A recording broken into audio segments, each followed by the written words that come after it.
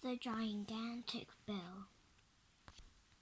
The gigantic bill. Long, long ago, in an old city in China, there lived a wise man called Liu Ban.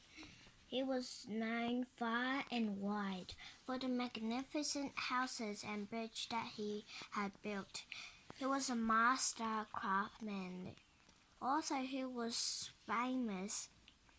Liu Ban never believed that he was too important or too busy to listen to other people, and he always shared his own ideas with them.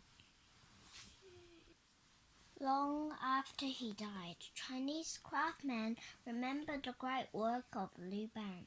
They wanted to be as wide as he had been. This is a story about some craftsmen who made a gigantic bell.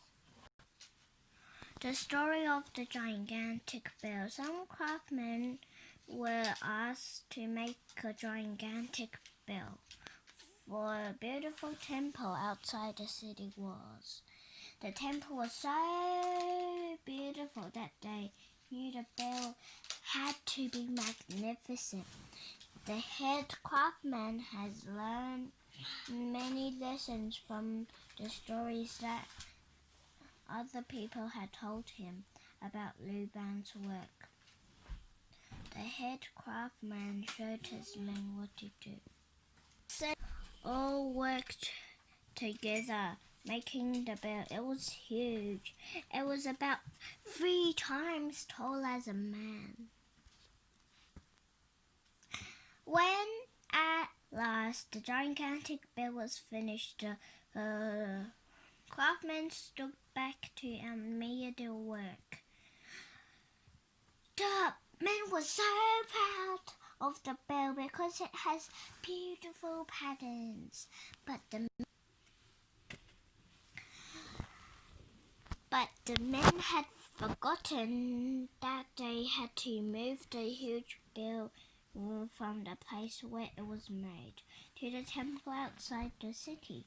They wondered how they are going to get it there. Horses and oxen were not strong enough to pull it even through the road, even though the road was very flat all the way.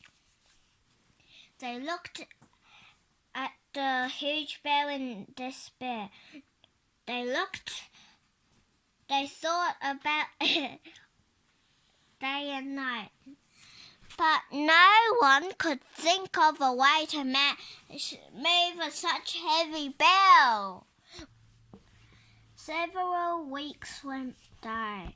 Nobody had any new ideas about how to move the gigantic bell all that distance. It stayed firmly in the place where it had been made.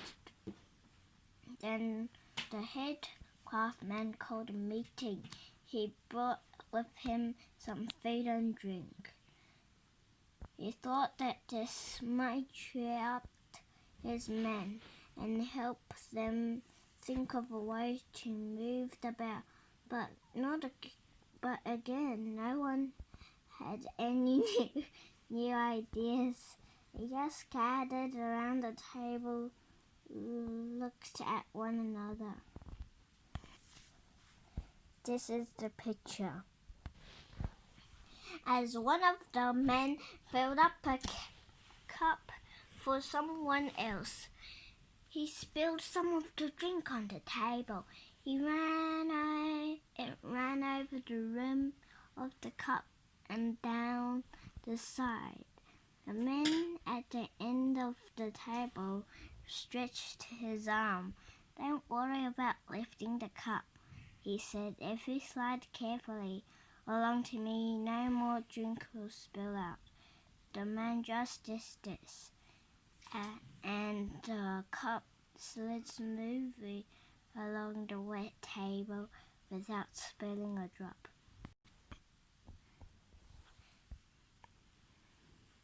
The head craftsman watched for a moment. Then he spoke with a very excited voice. "I have the idea," he said. I know can move the bell. All the men leaned forward to listen. The head man stood up. "Watch," he said. "Pretend this cup is the huge bell. You want to move it from here to there." He slid his cup smoothly along the wet and slippery table. "Of course," said one of the other men. "That is the answer. We could slide a bell all the way to the temple. We wouldn't have to use an ox cart." "Yes," said the head craftsman. "In winter it's so cold that water freezes into ice. Ice would make the ground very slippery." This is the picture.